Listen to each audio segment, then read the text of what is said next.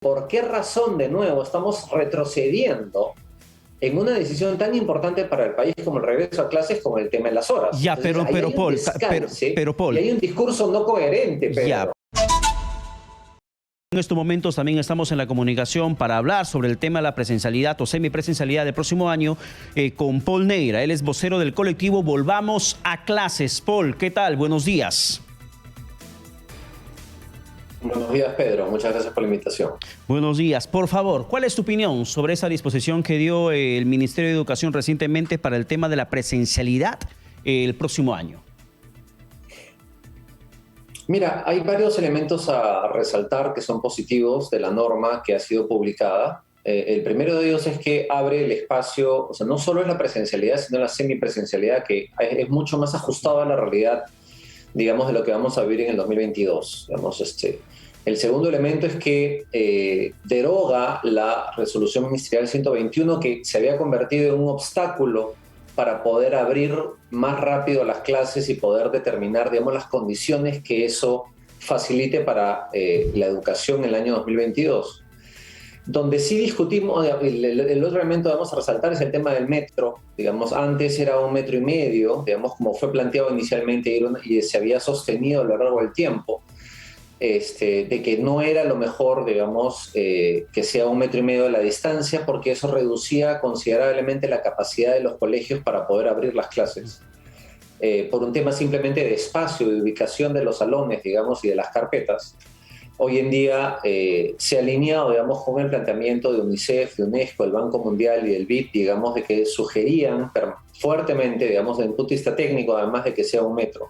Yo creo que esos son elementos importantes a resaltar de la norma y que es un gran avance, digamos, luego de 2 años de confinamiento. Donde sí yo veo problemas, digamos, es en el tema de las 4 horas.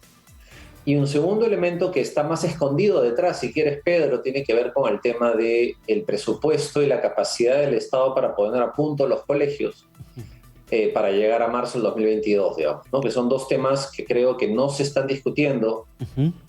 Salvo de las 4 horas, digamos, incluso es portada el día de hoy en El Comercio, digamos, y he escuchado al señor Trejo antes en su intervención, digamos, respecto al tema de las 4 horas, pero creo que los puntos neurálgicos de discusión, si quieres, son las 4 horas y el tema del presupuesto para poder implementar adecuadamente los mantenimientos. Esa norma. Claro, pero Paul, en serio, ¿no? Pero Paul, por ejemplo, justamente de eso le preguntamos a Nelly Palomino, la viceministra de Gestión Pedagógica, con quien hablamos hace unos instantes, y le preguntamos por qué 4, por qué no 5 o por qué no 6. Exactamente cuál ha sido la explicación técnico-científica que el Ministerio de Salud les ha dado para que se disponga solamente 4 horas de manera diaria. Y la explicación que ella nos da es que le dijeron que es un tema de tiempo de exposición. Mientras más tiempo de exposición, mayor riesgo de contagio del COVID-19, a pesar del espacio con las medidas de protocolo de bioseguridad dispuestos para evitar el contagio, la propagación de este virus. Eso más o menos. No había otra explicación más. No había que de repente en 4 horas se aprende más o se aprende menos. No había ningún criterio en ese sentido. Solamente el tiempo de exposición que el Ministerio de Salud ha dicho, y ahí es un tema ya cerrado. Para ustedes, ¿por qué no tendría que ser 4 horas? ¿Por qué quizá más o por qué quizá menos? A ver, nosotros estamos apostando por una discusión abierta sobre el tema de las 4 horas. ¿Por qué? Por la evidencia. O sea, es decir, Argentina, Colombia, Chile, el mismo Bolivia, digamos, ya tienen clases presenciales hace tiempo atrás. Y no solo tienen clases presenciales, sino que tienen jornada completa. Es decir, digamos, disposiciones de horas de clases de las 8 de la mañana hasta las 3 de la tarde.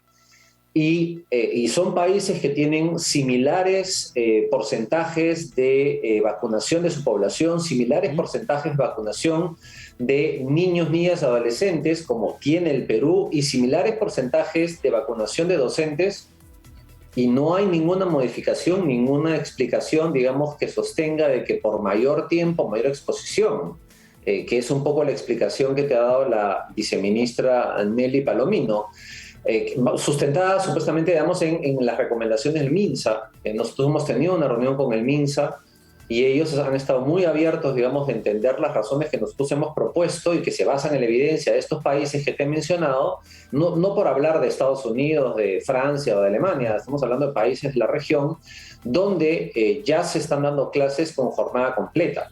Entonces, no hay un correlato, si quieres, que sustente esta decisión, y que es un tema que tenemos que discutir ampliamente, digamos, ¿no? Más allá de la discusión que ponía en la mesa o el tema que ponía en la mesa el señor Trejo, digamos, respecto a la calidad, porque además habría que discutir qué se entiende por calidad en los términos en los que él dice, o qué se entiende, digamos, en la investigación sobre calidad, pero lo que queda clarísimo es que más tiempo de clases es más beneficioso para los estudiantes en términos de aprendizaje. Claro, pero Paul, ¿y qué les dijo el Ministerio de Salud, dentro de esta propuesta que lanzan ustedes o que le plantearon ustedes en la reunión sostenida, haciendo la comparación? Pasa en Chile, pasa en Argentina, pasa en otras regiones, en otros países de la región, y las clases son jornada escolar completa, y nos damos cuenta que el Ministerio de Salud recomienda que solamente sean 4 horas diarias el próximo año, pero también el MINSA adopta medidas de otras naciones, como el tema de adelantar la vacunación de la tercera dosis a los 3 meses y no a los 5 meses, porque ahí hay experiencia de otros países. Entonces, si el MINSA toma experiencias de otros países para políticas de vacunación, ¿por qué no tomar esas experiencias de otros países para políticas educativas? ¿Qué les dijo el MINSA? Cuando nosotros consultamos esto en el MINSA, digamos, con el viceministro, lo que él nos mencionó es que en el tema pedagógico, que tiene que ver con la cantidad de horas de trabajo pedagógico, ellos no tienen competencia, porque su competencia es estrictamente de bioseguridad. Y ellos estuvieron muy abiertos, digamos, a escuchar la evidencia que nosotros les planteamos respecto a la cantidad de horas, porque la cantidad de horas, digamos, en un ámbito educativo es una definición estrictamente pedagógica. Es más, ellos resaltaron, digamos, que la decisión de la cantidad de horas, distribución de tiempo, forma de servicio, era una competencia estrictamente de responsabilidad del Ministerio de Educación. Entonces, aquí hay una cosa que tiene que aclararse. Pero la verdad está dicha de que en la norma han planteado el tema de las 4 horas, porque además no se entiende muy bien la distinción entre, porque recuerda un tema, Pedro, para el Ministerio de Educación, las escuelas rurales van a tener libertad de tener la cantidad de horas regulares que ellos tengan, que es lo que siempre se ha tenido, pero la restricción solo es para las escuelas de colegios en ámbitos urbanos. Entonces, esa distinción nosotros no la sostenemos. Creemos que tiene que haber la mayor cantidad posible de horas que se den en las condiciones en las que están operando. Por ejemplo, nosotros cuando vimos el regreso de las distintas actividades económicas en el país, que fue a partir de julio del 2020, no hacían incidencia en el tema de las horas. O sea, cuando abrieron, por ejemplo, las industrias, cuando abrieron los servicios en el país para que la gente pueda trabajar, no hablaban de horas. Hablaban de aforo. Hablaban de condiciones epidemiológicas y de aforo. Pero entonces, ¿por qué razón de nuevo estamos retrocediendo en una decisión tan importante para el país como el regreso a clases, como el tema de las horas? Ya, entonces, pero Paul, y hay un discurso no coherente, Pedro. Ya, pero también, en la aplicación de la coherencia que tú nos mencionas en este momento, que me parece fundamental y resaltante. Si exigimos, por ejemplo, más horas de clases, también tendremos que exigir mayor nivel de protocolos de bioseguridad para protegernos del COVID-19, más que una variante que termine esquivando la defensa de la persona que se pudo haber inoculado anteriormente. También tendría que ser exigible, entonces, para que un muchacho, un estudiante, esté más allá de 4 horas, el carné de vacunación con la dosis, el esquema completo contra el COVID-19. A ver, respecto al tema de la vacunación, sí, respecto al tema de la vacunación, Pedro, hay un par de elementos claves aquí que considerar. El primero tiene que ver con que en la población de 12 a 18 años, en el Perú, a cifras de hace una semana atrás, que es la última vez que lo revisé, estamos en 60% con 2 dosis. Y esperemos que al inicio del próximo año, digamos, ya entrado los 2 meses, digamos, que va a mediar entre el inicio y el arranque de las clases, ese porcentaje haya subido enormemente. Ya el ministro de Salud, el doctor Ceballos, ha mencionado de que el 15 de enero comienza el proceso de vacunación de 5 a 11 años. Entonces yo calculo de que el porcentaje de vacunados para el inicio de clases, que va a ser el 14 de marzo del 2022, vamos a tener a más de las 2/3 partes de la población vacunada con por lo menos 2 dosis. Entonces, en la práctica, ya vamos a haber cubierto, digamos, ese requerimiento a pesar de que no esté en la norma. Exitosa. Por un tema de sentido de la realidad.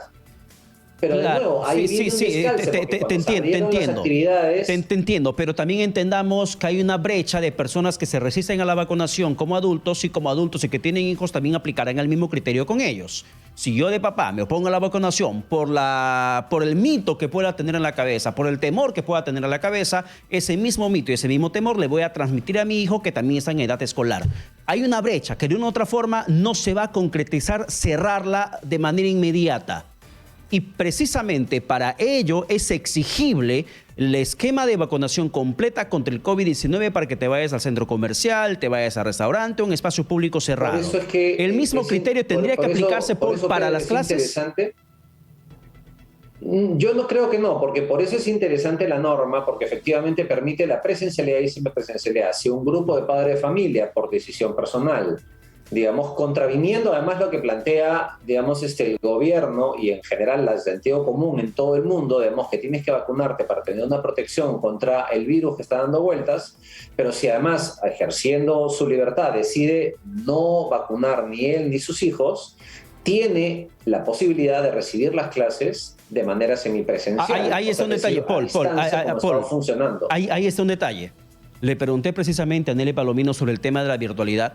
Y ella nos habla de la semipresencialidad, de que un niño de repente no puede asistir bajo otra condición, no bajo la condición de que no se quiera vacunar, sino bajo la condición de que sea de repente un paciente con comorbilidad, que le impida realmente algo a no asistir a las clases y se tenga que complementar de forma híbrida el aprendizaje de este escolar bajo esa condición y bajo el mismo criterio que se está aplicando con los docentes, que tienen que estar obligatoriamente vacunados con el esquema completo contra el COVID-19 y bajo la condición de alguna enfermedad preexistente que le pueda poner en riesgo su exposición ante el COVID, solamente así puede hacer trabajo remoto. Pero si una persona no quiere vacunarse, si un docente no quiere vacunarse, simplemente no va a trabajar, si no tiene alguna explicación médica de por medio. Y también nos dice Nelly Palomino que probablemente, si así lo dispone el MINSA, también podría comenzar a exigirse el tema de la cartilla de vacunación contra el COVID para los estudiantes. Por eso te preguntaba eso, si estarías de acuerdo exigiendo mayor hora de clase, si también estarías de acuerdo a que los estudiantes muestren su carnet de vacunación.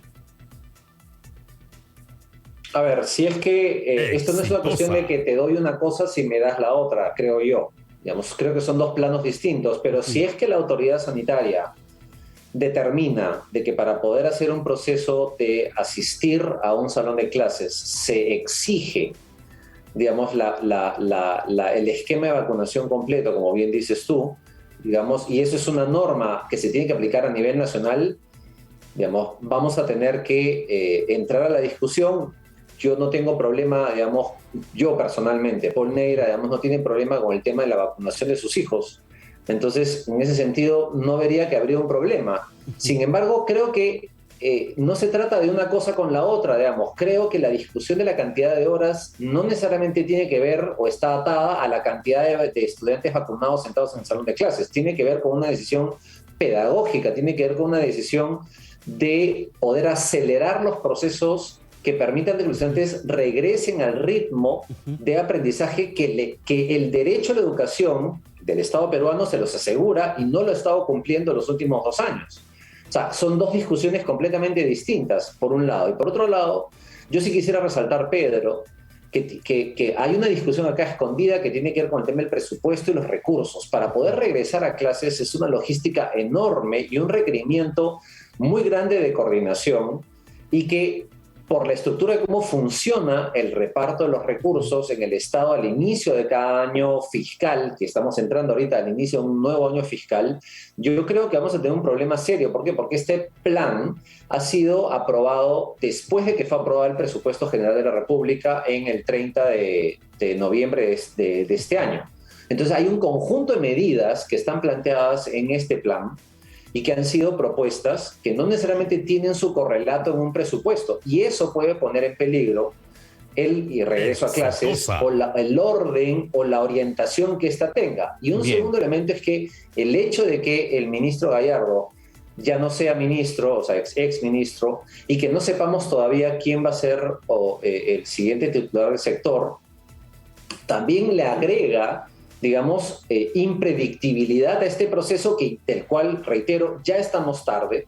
No tenemos necesariamente todos los recursos económicos para poder implementarlos. Bien. Las coordinaciones que se han venido haciendo con las regiones, que son claves para el proceso de regreso, también tienen que reconstruirse a partir de la nueva llegada del titular del sector. Entonces estamos en vamos a ver qué pasa en las siguientes horas, pero entendemos que el gobierno de una u otra forma tendrá una salida a este problema que precisamente nos estás planteando. Paul Neira, muchísimas gracias.